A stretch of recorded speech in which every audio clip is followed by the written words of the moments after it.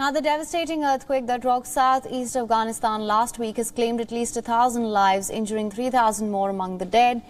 Now, among the dead were 155 Afghan children. The UN's Humanitarian Coordination Organization says that another 250 children were injured in the 5.9 magnitude earthquake that struck the mountainous villages in the Paktika and Khost provinces.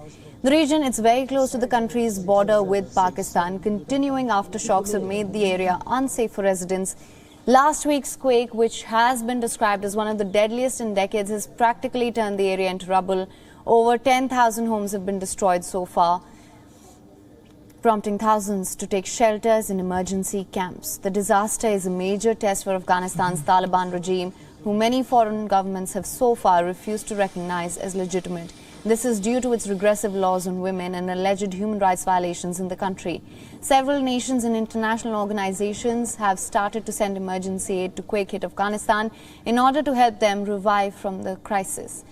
In the latest, World Food Programme has sent 18 trucks filled with biscuits to feed people in the country's remote areas.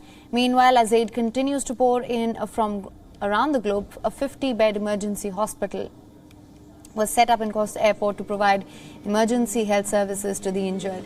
The airport hospital had been funded by United Arab Emirates. The Khost Airport is currently the main stop for the most of the international flights bringing in emergency aid supplies.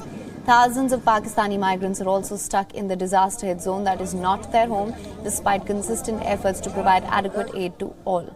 Many Pakistani migrants are being kept away from the relief goods due to their identities.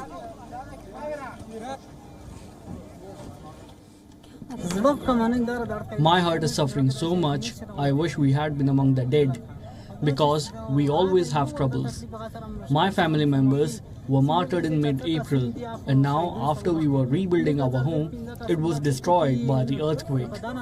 I now wish if I was among the martyred too. We are facing all the misfortunes, so you can imagine.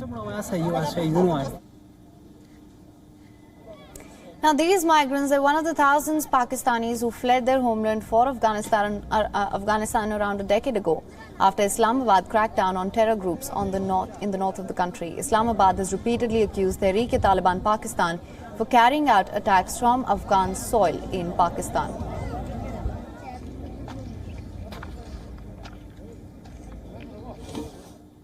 WION is now available in your country. Download the app now. Get all the news on the move.